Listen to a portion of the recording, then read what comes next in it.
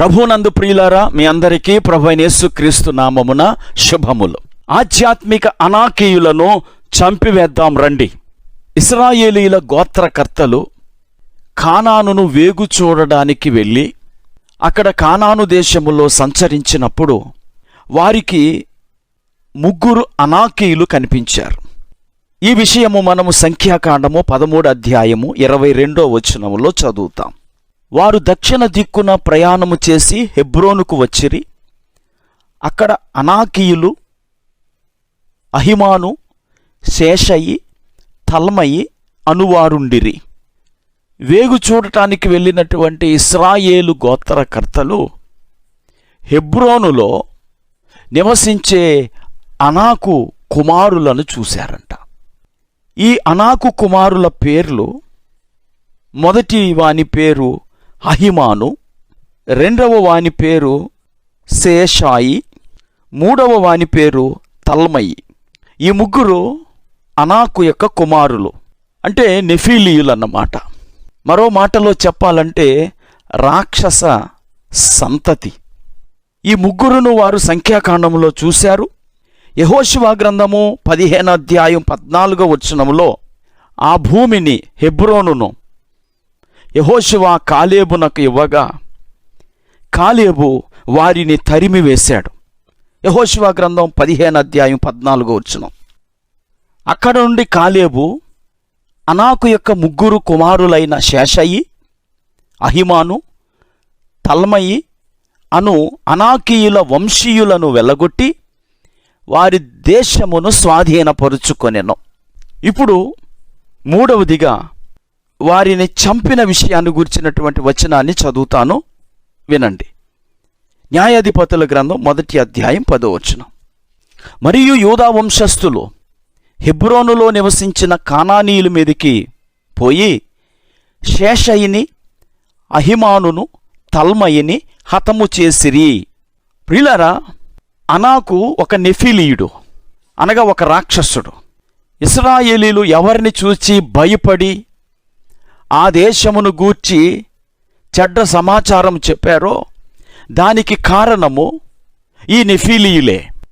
ఈ నెఫీలీయుల యొక్క భయం చేతనే వారు కానానును భక్షించే దేశముగా వర్ణించి ఇశ్రాయేలీలను భయపెట్టి 40 సంవత్సరాలు వారు అరణ్యములో తిరగటానికి కారణమయ్యారు.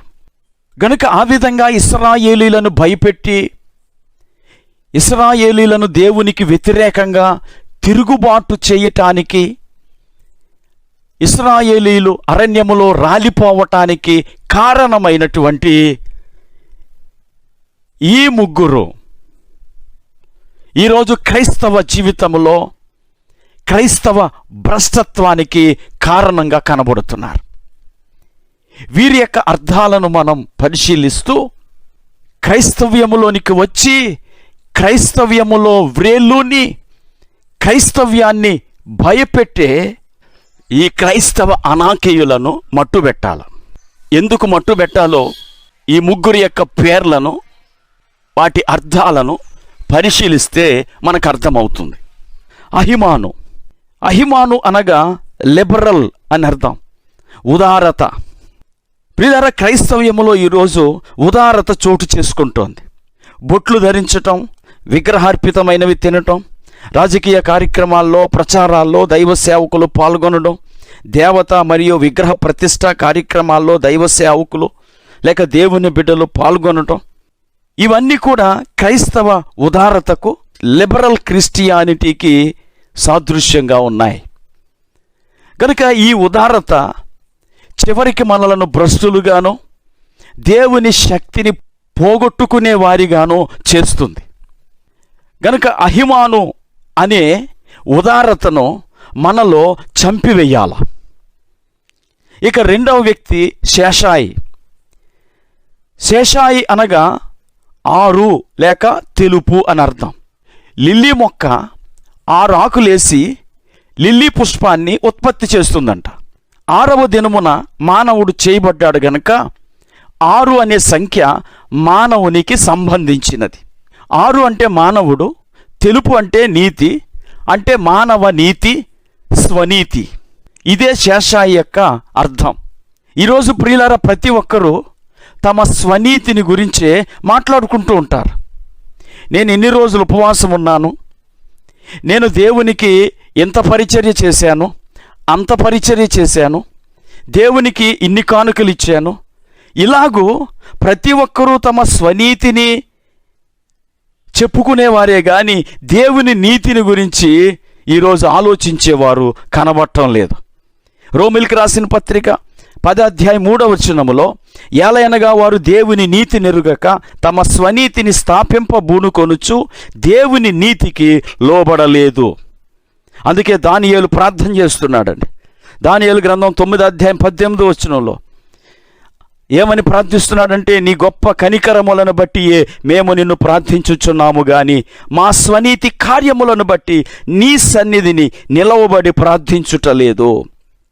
కనుక ప్రియులారా, మనం చేసే దాన ధర్మాలు, మన ఉపవాస దీక్షలు ఇవేవి మనలను దేవుని ఎదుట యోగ్యులనుగా నిలబట్టవు గనుక స్వనీతి మీద ఆధారపడకుండా యెషయా గ్రంథం 64:6 యెషయా చెప్పినట్లు, మేమందరము అపవిత్రుల వంటి వారమైతిమి, మా నీతి క్రియలన్నయో మురికి గుడ్డల వలె నాయను అని దేవుని ఎదుట ఒప్పుకొనుచు మన స్వనీతిని పక్కన పెట్టి దేవుని నీతిని కోరుకుంటే శేషాయి మన జీవితంలో చచ్చిపోతాడు.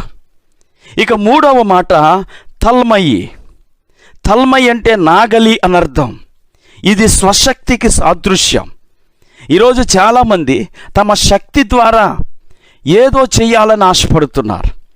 ప్రియులారా, మోషే తన శక్తి ద్వారా, తన సొంత జ్ఞానము ద్వారా ఇశ్రాయేలీలను విడిపించాలనుకున్నాడు. అట్టర్ ఫ్లాప్ అయిపోయాడు, ఫెయిల్ అయిపోయాడు. మనం కూడా ఈరోజు మన సొంత బలము ద్వారా ఏమీ చేయలేము. దేవుని శక్తి ద్వారానే దేవుని కార్యాలు జరుగుతాయి. జకర్యా గ్రంథం 4:6 దేవుని వాక్యము ఇలాగు తెలియచేస్తూ ఉన్నది. అప్పుడు అతడు నాతో ఇట్లా, నేను జెరుబ్బాబెలునకు ప్రత్యక్షమగు యెహోవా వాక్కు ఇదే, శక్తి చేతనైనను బలము చేతనైనను కాక నా ఆత్మ ద్వారానే ఇది జరుగునని సైన్యములకు అధిపతి యెహోవా సెలవిచ్చుచున్నాడు. గనుక నా ప్రియ సోదరి సోదరులారా, మీ జీవితంలో అహిమాను, శేషాయి, తల్మయిలు చనిపోయారా లేదా? అహిమాన్ అనగా ఉదారత, అది మనలో ఉండకూడదు. శేషాయి అంటే స్వనీతి, దానిని మనం పరిగణలోకి తీసుకోకూడదు.